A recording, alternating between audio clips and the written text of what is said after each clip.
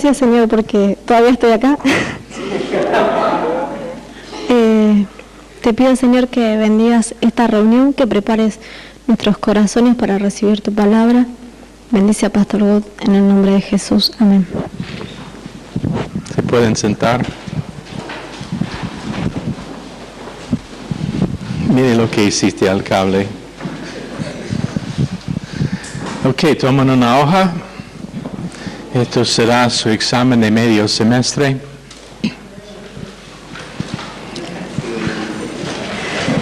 ¿Cómo? No, no es un chiste.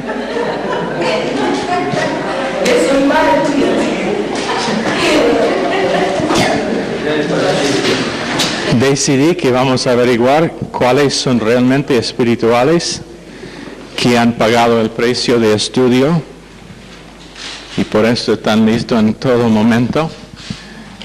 Encima nos salva el día de repaso, entonces deben tener una hoja. ¿Todos tienen una hoja?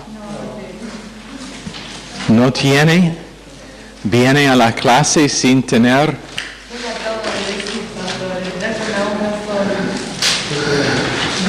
Ok, esto será su repaso para el examen. No vamos a repartir como siempre, pero les voy a dar las cosas que necesitan estar estudiando. Después el jueves vamos a revisar lo que tienen, entonces pueden ir anotando las preguntas para el examen de medio semestre. Y esencialmente es muy fácil, solamente tienen que conocer eso y estarán bien. Eso es lo que hemos enseñado hasta ahora. ¿Bien? ¿Listo? Ok. ¿Está bien? ¿No?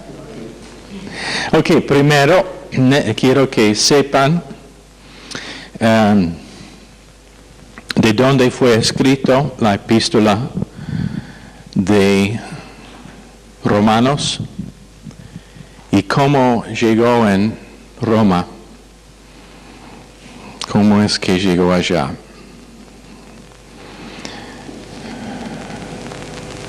¿De dónde fue escrito? ¿Cómo llegó? Aproximadamente el tiempo del año y cuál año fue escrito.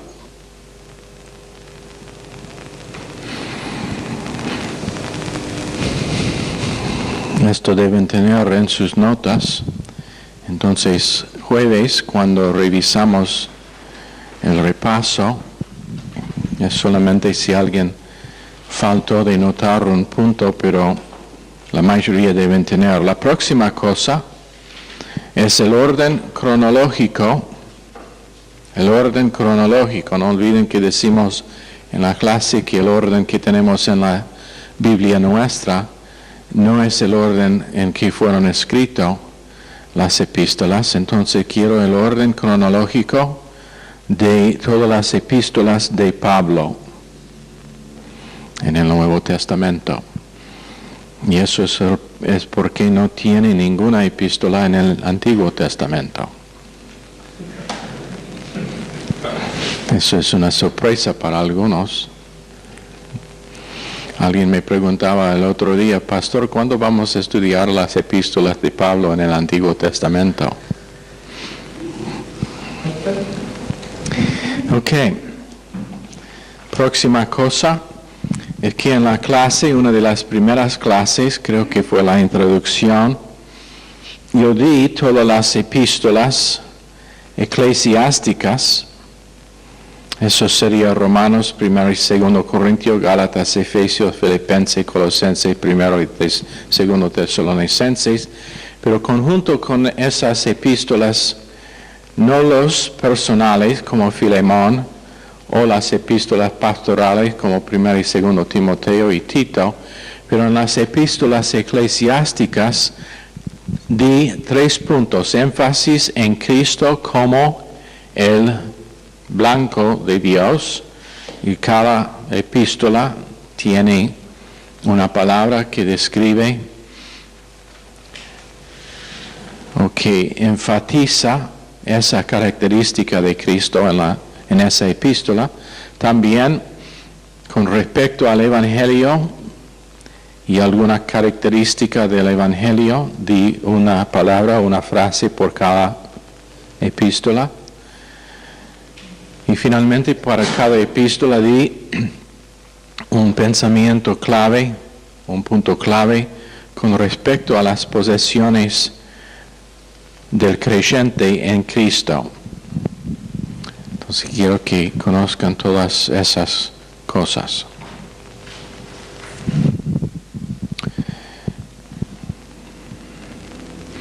La próxima cosa, quiero que sepan lo que significa doulos.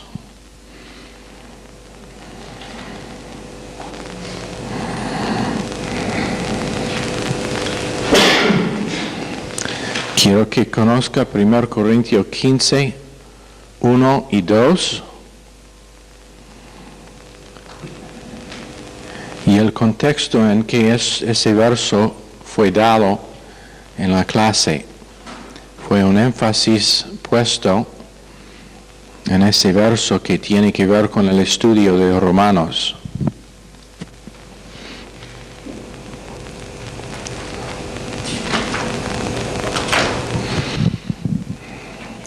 Otras palabras griegas que fueron dadas también en la clase sobre Pablo, el doulos, que describen o que están traducidos como siervos.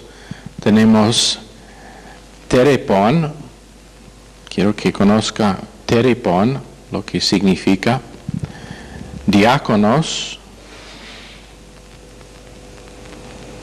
oiketes y huperetes.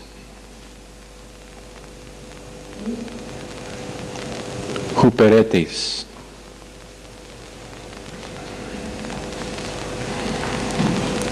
Revisan sus notas y si no tiene la definición de esas palabras,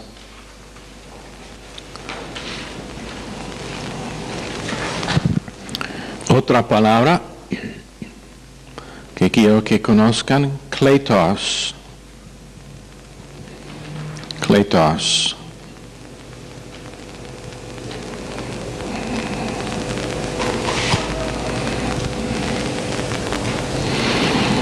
Quiero que sepan la importancia de saber si los apóstoles están condenados para el tiempo presente o si ellos están para el tiempo presente.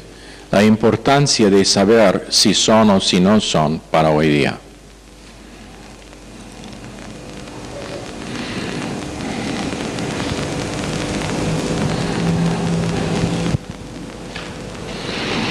Quiero que conozcan apóstolos.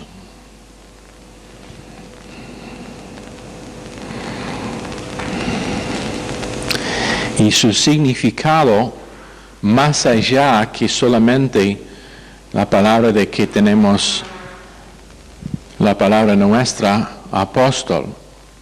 Yo di en clase enseñanzas sobre lo que significa apóstolos y su importancia para entender la enseñanza dada acerca de los apóstoles. La próxima cosa en la clase sobre los apóstoles, quiero que sepan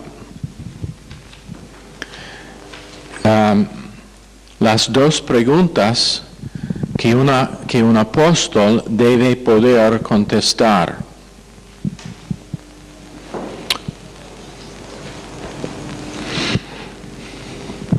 Di dos cosas que un apóstol, si es apóstol, debe poder contestar.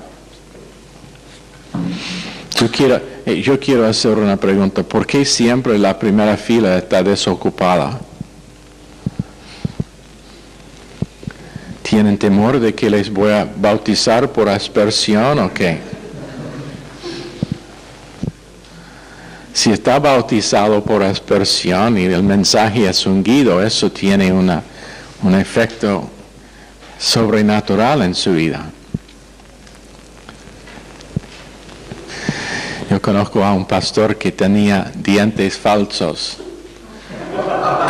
Y en medio de una prédica una vez, casi perdió sus dientes. Casi. Estuvo predicando como loco y casi volaron de la boca. Pobre. Cada vez que pienso en eso, doy gracias al Señor que tengo todos los dientes originales míos y están en buena condición. No sé la vergüenza que sería si tiene que decir en medio del mensaje, perdón.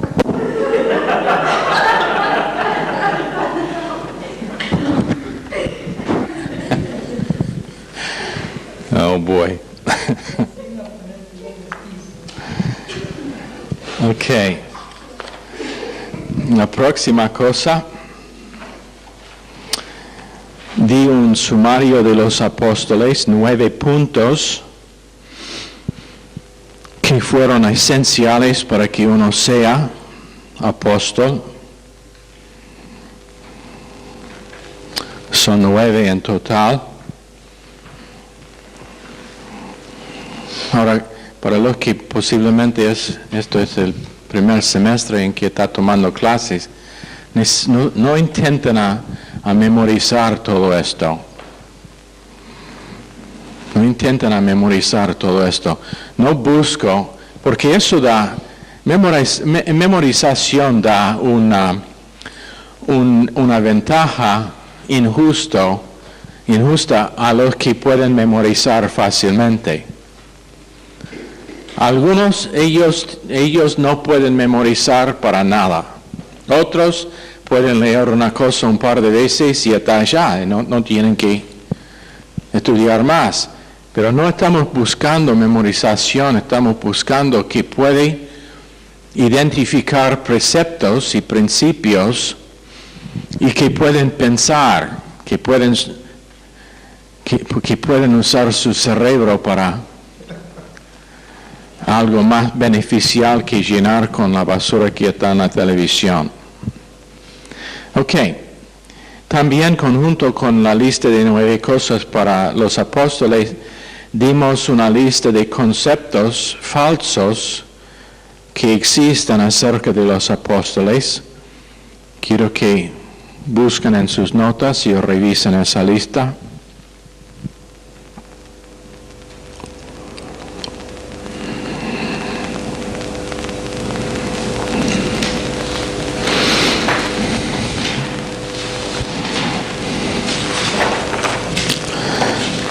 Eso termina la clase sobre los apóstoles. La próxima fue sobre el Evangelio. Quiero que sepan la definición, o fue una definición larga, pero los puntos principales de la definición de Evangelion, de que está traducido Evangelios o Evangelio, ¿qué significa? Después fueron dados en la clase, creo que en total 7 evangelios plural, que están mencionados. Por ejemplo, el Evangelio del Reino es uno.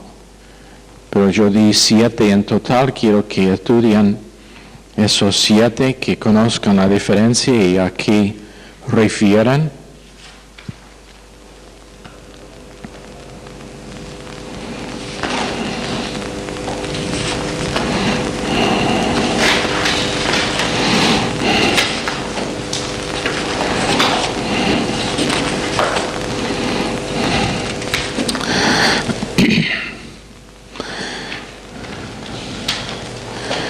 Quiero que conozcan la importancia de versos 3 y 4 de capítulo 1.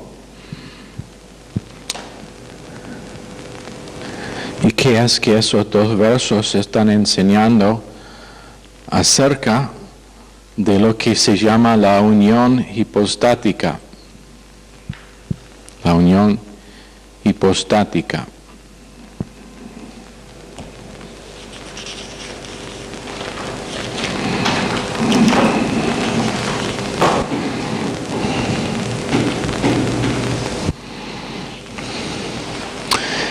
Conjunto con Romanos 1, 3 y 4, quiero que conozcan Isaías 9, 6, Gálatas 4, 4, y cómo esos versos están relacionados.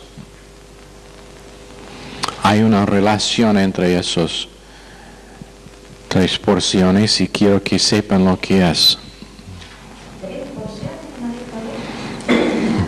Romanos 1, 3 y 4. Isaías 9, 6, Gálatas 4, 4.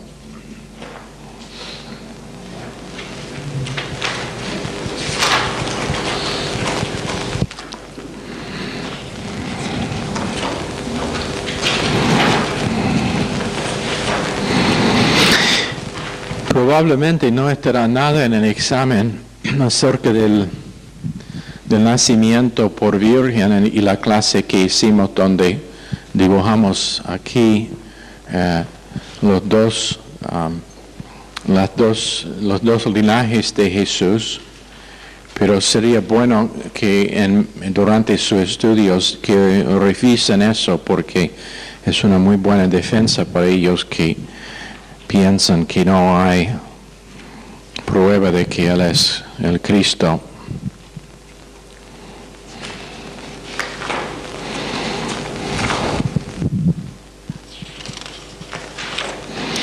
Mire, son 3, 4, 5 hojas de que no estoy preguntándoles nada.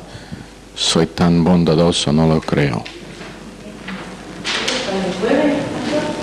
No, lo que quiero que hacen es que entre ahora y jueves que revisan sus notas para poder contestar esto. Vamos a revisar todo juntos el jueves y el lunes cuando han tenido todo el fin de semana.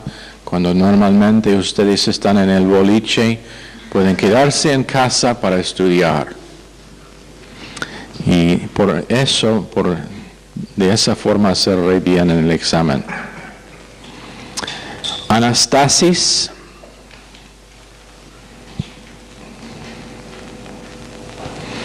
¿Qué significa esto de la clase de la resurrección?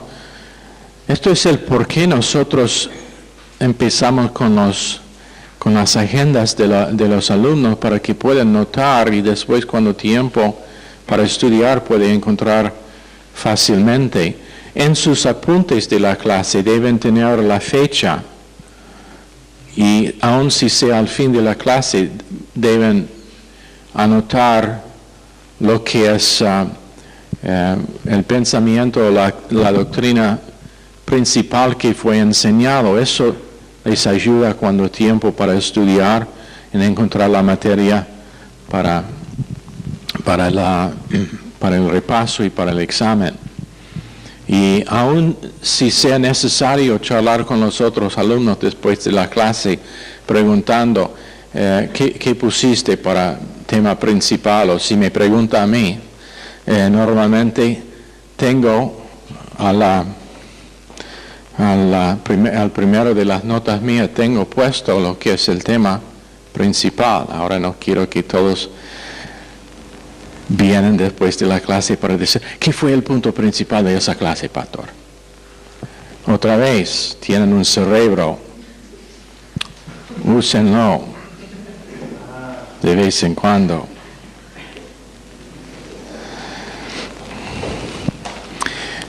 Les voy a decir algo, esto no es un chiste, pero alguien dijo, si yo o si una persona puede enfocar y concentrar en una sola cosa por 60 segundos, por nada más que 60 segundos, podría cambiar el mundo. Si una persona podría enfocar en solamente un pensamiento y realmente aprender concentración, podría cambiar su mundo.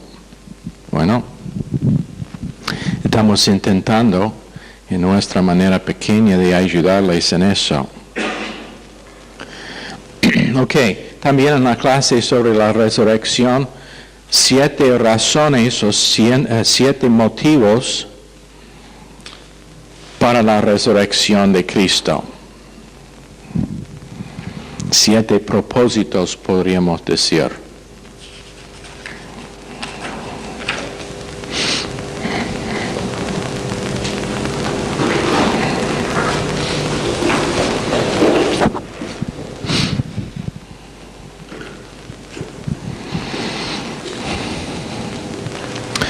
Fue otra clase dada sobre la importancia de la resurrección, y en esa clase nosotros decimos unas cosas que son evidencia incontradecible para que la resurrección actualmente pasó.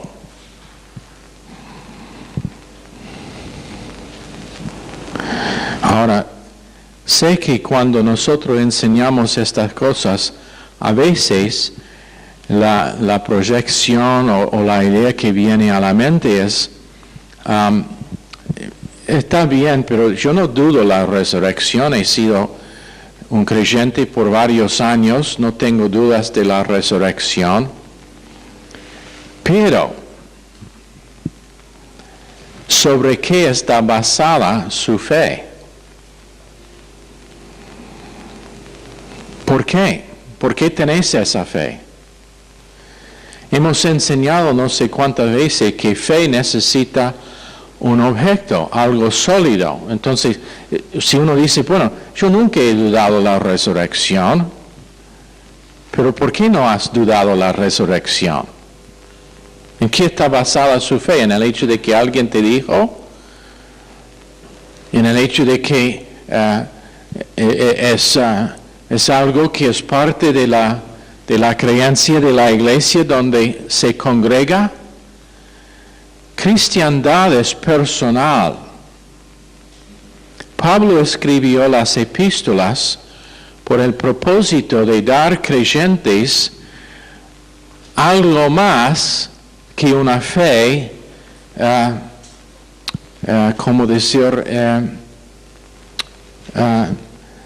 subjetiva. Fe es objetiva, está basada en lo real y lo que se puede probar de las Escrituras. Entonces, si uno dice, sí, nunca he dudado la resurrección, yo voy a jugar el rol del abogado del diablo y preguntarle, entonces, pruébemelo. ¿Estuviste allá? ¿Dónde está la evidencia? ¿Dónde está la evidencia de que la resurrección realmente pasó? Bueno, pero la Biblia dice, gran cosa. Libros dicen muchas cosas. Siendo agnóstico o ateo, esa persona no va a aceptar las Escrituras. Entonces, el propósito de enseñar estas cosas es dar capacitación para que tenga algo sólido en que puede defender su fe. Todos nosotros, la Biblia nos enseña que debemos ser capaces para defender nuestra fe y nuestras creencias. Bueno, si no sabemos cómo, sería como una persona que tiene una arma y no sabe que necesita poner balas en el arma para defenderse. Hace unos años atrás yo fui cazador de los pobres animales inocentes y indefensivos. Y estuve un día en un lugar donde se vendían municiones, y los 2 tipos allá estuvieron charlando de gente que vinieron de la ciudad para comprar, y ellos tenían una carabina y ni sabía qué cartucho tenía que comprar para la carabina. Bueno, hay creyentes que son así, ellos no saben qué cartucho poner en el arma que tienen. o mejor dicho, su espada no es bien aguda. ¿Ok? Entonces no duden el por qué estamos dando enseñanzas sobre cosas que la mayoría de nosotros diríamos, bueno, eso es obvio. No es tan obvio cuando alguien sabe desafiar su habilidad de probarlo. Lambeno. ¿Qué significa lambeno?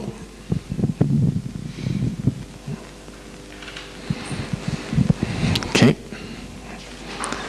Si tenía que inventar una definición para la palabra lambeno, si no sabía nada de lo que hemos enseñado, ¿qué sería su definición para lambeno? Y alguien que está lambiendo algo. ¿Cómo? ¿Alguien qué? Alguien que está lambiendo algo.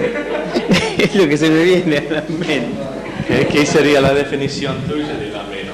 Algo bueno. Algo bueno, dice. Un aficionado a los helados.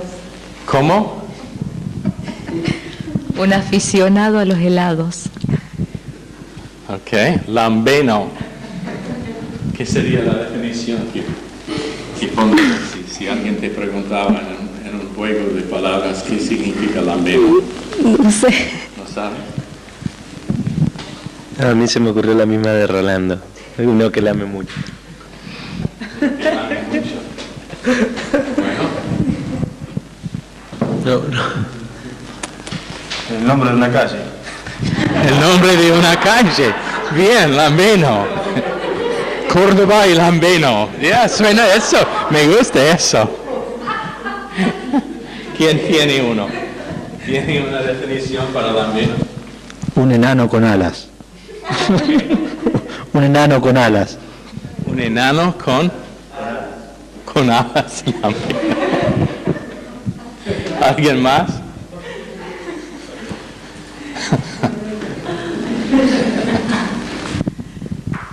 Un estilo de peinado, así para atrás.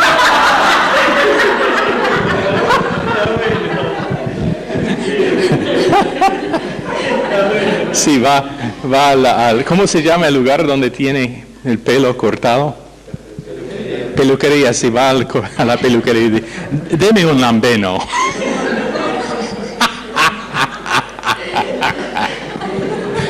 Oh, boy. Ok. Aunque algunas definiciones son chistosas, si están en el examen, estarán equivocados. Ok. Pienso que eso es todo que estará en el examen. Ok, entonces estudien entre ahora y jueves, porque no les voy a dar a comer con cuchara todas las respuestas. ¿Ok? Ok, Romanos 1, verso 5.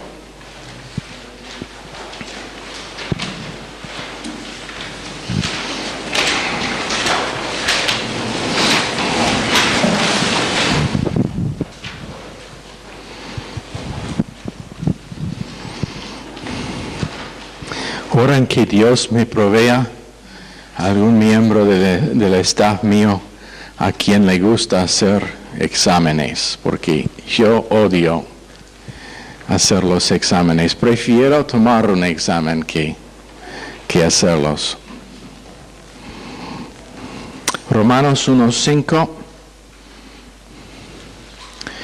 Por quien recibimos la gracia y el apostolado para la obediencia a la fe en todas las naciones por amor de su nombre.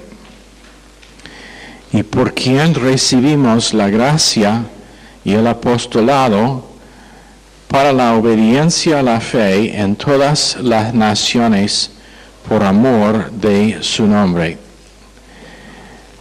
Quiero que reconozcan algo que lamentablemente hoy en día es realmente olvidado por muchos creyentes, es ignorado por iglesias enteras. Estamos viviendo en un tiempo cuando la iglesia nunca ha sido más tibia. Eso incluye esta iglesia. Y no, esto no es reprensión, pero para que conozcamos dónde estamos y para que Dios pueda empezar a capacitarnos para ser individuos calientes y una iglesia caliente. Pero la verdad es que cristiandad tiene que ver completamente con obediencia. El Evangelio es completamente sobre el tema de obediencia. La fe verdadera siempre produce obediencia. Repito, la fe verdadera siempre produce obediencia. O en otras palabras, la fe verdadera siempre produce obediencia.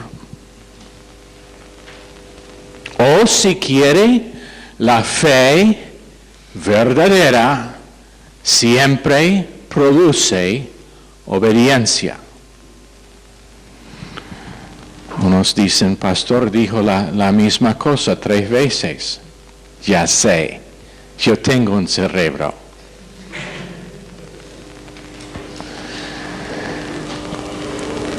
Y entonces, por causa de que fe verdadera, ¿qué quiero decir por eso? Una persona quien realmente está confiando en Dios no vive como antes de ser salvo. Nosotros estuvimos una vez en el estado de Florida, en los Estados Unidos, evangelizando.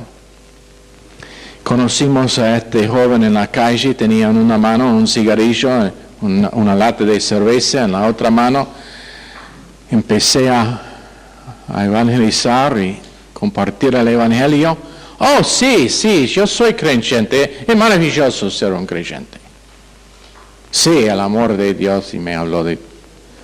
Yo miro primero a la mano izquierda, después a la mano derecha, y me pregunto, ¿dónde está el beneficio del evangelio en la vida de tal persona? Y les voy a decir algo. El mundo nos está mirando. El mundo nos está mirando. ¿Sabe lo que es que están buscando? Gente que vive en una manera distinta de la manera suya. Normalmente el estándar que ellos ponen para creyentes es un estándar más alto que lo que tienen para sí mismos. Y les voy a decir algo. Ellos tienen razón.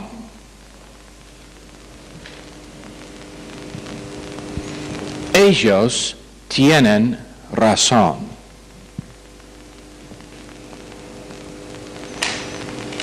¿Sabe que Martín y Katie tenían que huir para esconderse cuando me contaron que una de las razones que tenemos problemas en alquiler este edificio es que ellos, la inmobiliaria, ha tratado con iglesias antes cuando se dieron cuenta del hecho de que somos una iglesia que quiere alquilar el edificio. Eso es cuando se enfriaron hacia nosotros, porque han tenido por lo menos, ¿qué dijeron? 2 casos donde tenían que hacer juicio porque la iglesia no pagó la renta. ¿Qué tipo de cristiandad es eso?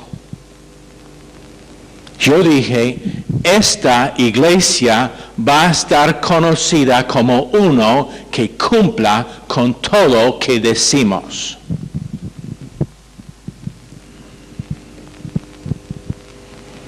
Y eso será la reputación, si Dios tarda, eso será la reputación de Mayor Gracia.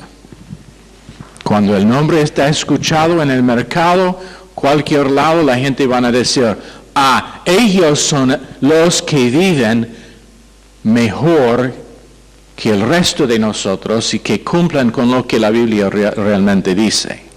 Sí, a ellos tratamos con ellos, sí. Pero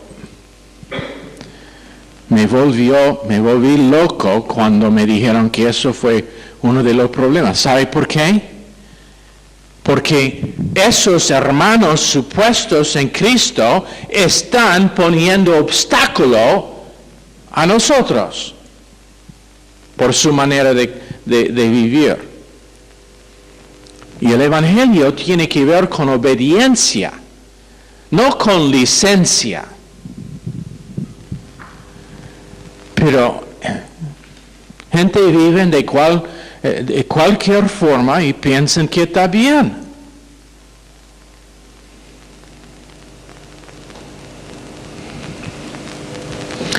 No es algo que me frustra más. Ahora, ¿han escuchado todos lo que enseñamos sobre gracia, sobre el hecho de que si uno falle, arrepienta y puede rebotar y seguir adelante? Pero les voy a decir algo, no es nada que me frustra como pastor, más que haber enseñado, predicado, amado, invertido, soportado la negatividad y los fallos de otros, y después de todo que ellos me vienen y me dicen, sí, estoy juntada con un hombre que no es mi esposo ni es creyente. Y pensando que yo voy a decir que eso está bien. Pensando que yo voy a aplaudir y decir que Dios le bendiga. Esa no es obediencia. Tu vida y la vida mía, y este mensaje tiene que ver primero conmigo, después con cada uno, pero nuestras vidas estarán juzgadas conforme a nuestra obediencia o falta de obediencia a lo que enseña este libro. Pero pensé que estamos bajo gracia. Nosotros hemos enseñado suficientemente gracia de toda dirección para que todos entiendan que gracia primero pagó los pecados nuestros, después nos cubre mientras que estamos creciendo, pero que nos capacita para vivir una vida recta, que manifiesta la naturaleza de Dios y no manifiesta la vida carnal que siempre hemos tenido. Es una cosa que odio. Lo odio con todo mi corazón. Cuando yo escucho a alguien que me dice, así he sido desde siempre y así seré hasta me muero, y es un creyente. Lo siento, pero yo entiendo que Dios nos transformaba. Ese es el Evangelio. El Evangelio es una obra consumada que Dios cumplió. Entonces, perdóname si a veces me ven reaccionar cuando me cuentan de alguien que ha estado largo tiempo escuchando y después se escucha que están viviendo en fornicación o que están vagando en la calle o se veía en un barro.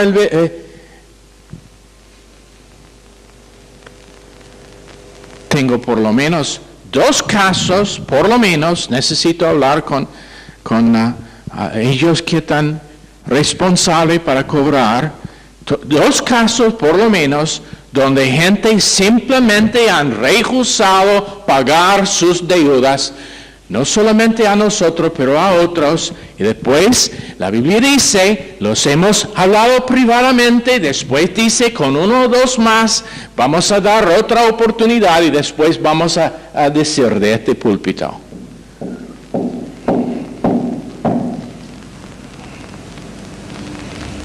Esos 2, 3, 4, lo que sea, no viven conforme a lo que la Biblia dice con respecto a deudas. Y no es asunto para que nadie piense que estoy cambiando lo que siempre he dicho y hecho. No es asunto de gente que no tienen la plata. Ellos tienen plata para cualquier otra cosa que quieran. Eso hemos investigado. No es asunto de pobreza. Son gente que no han comunicado, que simplemente no quieren cumplir con lo que es su responsabilidad. Entonces, obediencia significa toda palabra, inclusive Mateo capítulo 18, verso 15, también el 1 Timoteo capítulo 6, versos 17 a 20, que tratan con cómo hacer con ellos que no respondan a estar enfrentado y corregido.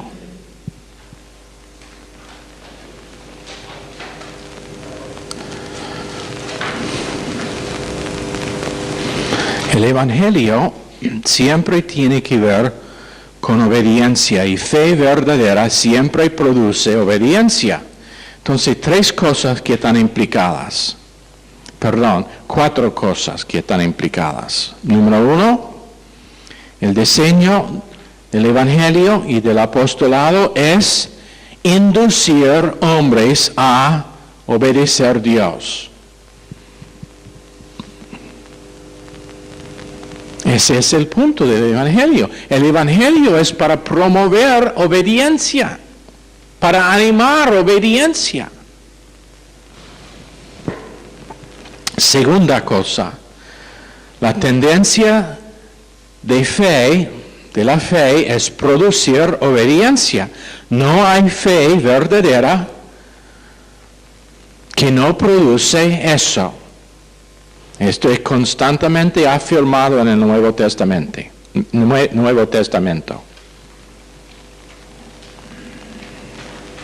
Número 3. Obediencia correctamente hecha siempre salta de la fe. O en otras palabras, no hay fe, no hay obediencia real, menos que sea lo que fe produce. Una persona inconversa no puede obedecer a Dios. Eso es el por qué no hace sentido hablar con una persona inconversa de obediencia a Dios. Cuarta cosa es el orden, o para que los hombres se entregan a sí mismos a la creencia del mensaje de Dios, que es la forma más alta de obediencia. En otra palabra, el obedecer las buenas noticias de Dios es simplemente creerla.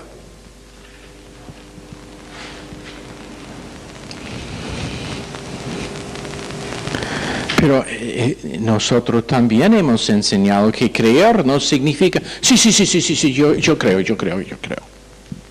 Y no cambiar.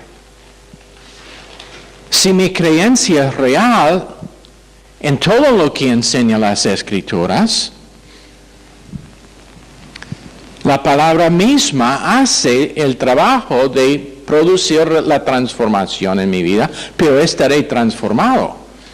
Pero si yo solamente estoy haciendo servicio de labios, diciendo que creo, cuando en realidad es algo que es una fe liviana que no es real, no voy a estar transformado porque la palabra misma no tiene entrada a mi corazón para hacer la transformación.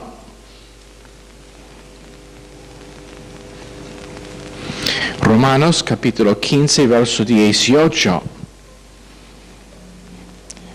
No osaría hablar sino de lo que Cristo ha hecho por medio de mí para la obediencia de los gentiles, con la palabra y con las obras. Pablo está hablando de del hecho de que su ministerio tenía que ver con producir obediencia entre los gentiles. Primero, predicación del Evangelio. Primero, enseñanza de la obra consumada. Primero, un base de gracia. Primero, entendimiento de lo que significa realmente confiar y creer. Y finalmente, transformación, que es el resultado de esa fe en el Evangelio. Pero si nosotros pensamos que podemos vivir toda la vida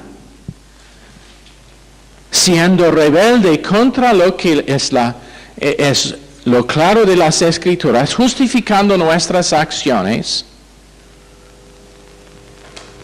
y decir que creemos, pienso que vamos a tener una sorpresa cuando llegamos a la silla bema. Mujeres que se congregaron todo el tiempo, y no sé de nadie aquí que es en esa condición, pero que se congregaron todo el tiempo, van a llegar delante de Cristo y estar solo, y Él les va a preguntar, ¿por qué siempre estuviste rebelde en casa? Y la excusa de que no tenía un esposo pío no servirá. El hombre que escucha vez tras vez, tras vez, tras vez, tras vez, tras vez, tras vez, que todo creyente debe ser ganador de almas, y eso significa estar con disposición de ir y participar con el evangelismo en una forma u otra. No todos tienen que hacerlo igual, pero todo creyente debe ser ganador de almas. Y nunca va. Nunca. Demasiado ocupado, su trabajo no le deja. ¿Eso es para el pastor y los líderes de la iglesia? No, eso es desobediencia. Y la palabra de Dios siempre condena desobediencia. En Romanos 16, 19, vuestra obediencia ha venido a ser notoria a todos.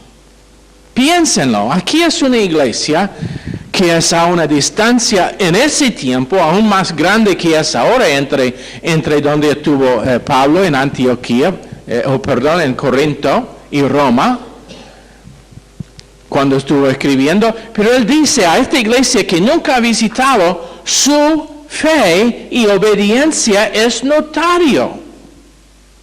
Todo el mundo hablan de ustedes. ¿Sabe qué? Yo quiero que todo el mundo habla de nosotros. Yo quiero que algún día, en vez de escuchar quejas, que alguien me llame y quiere decir, pastor, no me conoces, pero realmente me gustaría saber lo que es que enseña en esa iglesia, porque tengo 2 personas que trabajan por mí, que asisten a su iglesia, y nunca he encontrado en toda mi vida empleados tan buenos como ellos.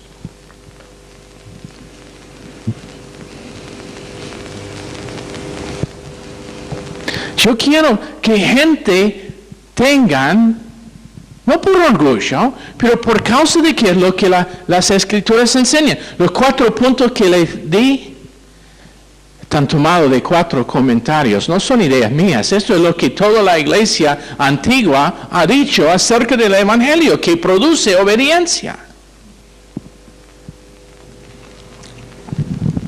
Pero él dice, vuestra obediencia ha venido a ser notoria a todos, así que me gozo de vosotros, pero quiero que seáis sabios para el bien y ingenuos para el mal. 2 Corintios 7:15. Su cariño para con vosotros es aún más abundante cuando se acuerda de la obediencia de todos vosotros, de cómo lo recibisteis con temor y temblor. En 2 Corintios, capítulo 10, verso 4, las armas con que luchamos no son del mundo, sino que tienen el poder divino para derribar fortalezas. Destruimos argumentos y toda altivez que se levanta contra el conocimiento de Dios y llevamos cautivo todo pensamiento para que se someta a Cristo. Y estamos dispuestos a castigar cualquier acto de desobediencia una vez que yo pueda contar con la completa obediencia de ustedes. Ahora, ¿de qué estuvo hablando Pablo? Yo he escuchado varios mensajes sobre esto y normalmente lo que se predica no es lo que significa. Él está escribiendo a Corinto y está diciendo, entre ustedes hay desobediencia al Evangelio, doctrina falsa, manera de vivir que no corresponde a la vida de un creyente. Yo les estoy insistiendo que corrijan esas cosas. Y si no lo hacen ustedes cuando voy yo lo haré. No está hablando de derribar argumentos nosotros, está hablando que Él va a derribar sus argumentos de ellos. Que Él va a ir a la iglesia en Corinto y que va a derribar todos los argumentos de ellos que enseñaron doctrina falsa y por el propósito de producir obediencia entre ellos. Pero les pregunto una cosa, ¿cómo estaría las iglesias en Rosario? Si uno viene, y ya hemos enseñado que no hay apóstoles, pero digamos que estamos viviendo cuando habían apóstoles, y uno va y dice, esta enseñanza es falsa, y la manera en que está viviendo vos es completamente ajeno de lo que enseñan las Escrituras, quiero que esté corregido ahora mismo. ¿Cómo estarían las iglesias de hoy en día? Lo echarían, probablemente lo apedrearían, ¿o no? Pero eso es lo que Pablo está diciendo, escribiendo hace 2000 años, que él tenía la responsabilidad de producir obediencia entre ellos, que no tengo yo, no estoy haciendo la implicación que tengo esa responsabilidad y gracias a Dios que no la tengo, pero quiero que sepamos cuán importante es el asunto de obediencia a lo que enseñan las Escrituras, que Pablo dijo que si sea necesario, después de que han hecho todo lo que pueden hacer para corregir el asunto, voy yo y yo sé a tratar el tema para que sea obediencia en la iglesia esa.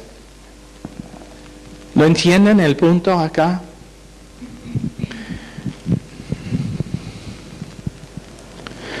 Estamos dispuestos a castigar cualquier acto de desobediencia. Otra vez usando el nosotros editorial. Está diciendo, yo Pablo estoy dispuesto a castigar todo acto de desobediencia. ¡Wow! Este es el apóstol de gracia. Este es el apóstol que enseñó misericordia. Amor incondicional, obra consumada. Este es el apóstol de que tenemos toda la doctrina que enseñamos como básico a la fe y todavía él dice que obediencia es esencial.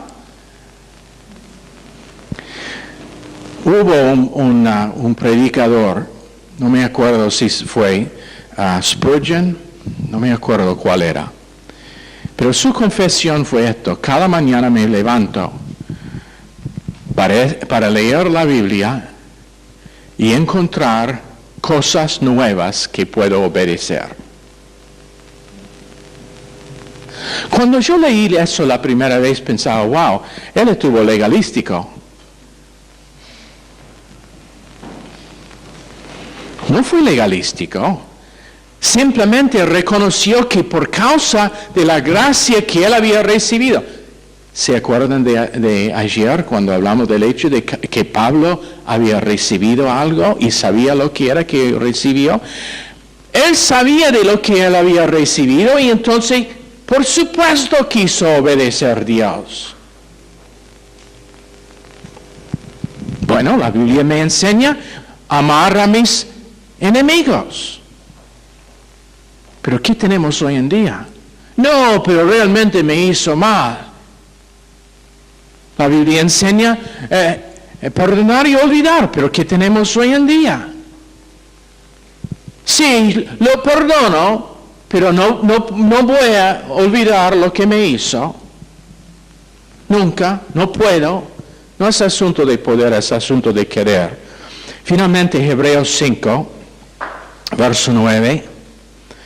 Habiendo sido perfeccionado, vino a ser autor de eterna salvación para todos los que le obedecen.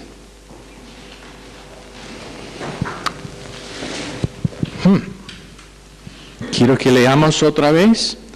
Habiendo sido perfeccionado, vino a ser, hablando de Jesús, autor de eterna salvación para todos los que le obedecen. Me pregunto, ¿qué dice ese verso acerca de ellos que no le obedecen? Sabemos que es obediencia por fe, es obediencia por gracia, pero todavía ellos que viven constantemente en desobediencia a Dios, ¿qué dice acerca de su condición? ¿Hay garantía de su salvación? No lo veo. No lo veo. Puede ser que sí. Yo creo que Dios es misericordioso al máximo, pero no podemos jugar con este tema. Obediencia es lo que Dios quiere producir en nosotros, tanto que es evidente al resto del mundo. Tanto que otros vean a nosotros y dicen, me bendijo mucho, Roxana está cuidando a su madre en el hospital, y hubo otra mujer allá, que después de que ella se fue, estuvo hablando con la madre de Roxana y la preguntaba sobre Roxana y dijo, ella es creyente, ¿no? Sabía por la manera en que ella atendió a vos, dijo a la madre de Roxana. Manera distinta. Quiero que eso sea lo que es el testimonio de todos. Recto. No necesitamos un contrato de ellos. Su palabra es su contrato. Son una gente honesta que siempre cumplen con lo que ellos dicen, aun cuando les cuesta a ellos. Son honestos. No tratan a los que les maltratan en igual manera. No buscan oportunidad de venganza. Finalmente, Abraham fue comendado en Génesis 22, verso 18, también Génesis 26, 5, por su obediencia. Y sabemos lo que pasó en Éxodo 5, 2, cuando Faraón dijo, ¿quién es este Dios que debo obedecerlo? Su desobediencia es notable también con los resultados. Pero quiero que lo que lleven a casa esta noche es que obediencia no es algo difícil cuando el Espíritu Santo nos está guiando y llenando. Obediencia es lo que Él produce en nuestras vidas. Amar es nuestra segunda naturaleza. No la primera, pero la naturaleza que tiene control en nuestras vidas es amar. Es aceptar, tener paciencia, benignidad, bondad, mansedumbre,